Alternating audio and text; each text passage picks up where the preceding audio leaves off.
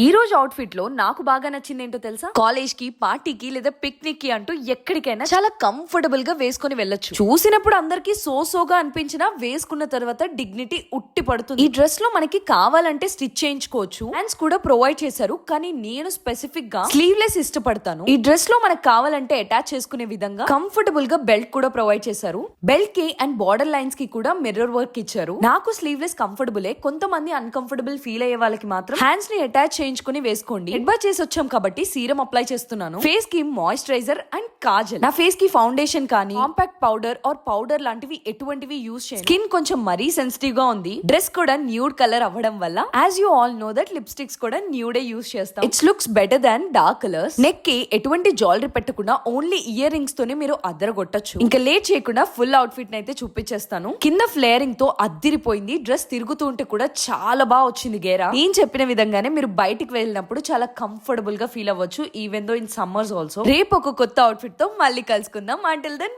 By, see you in the next vlog.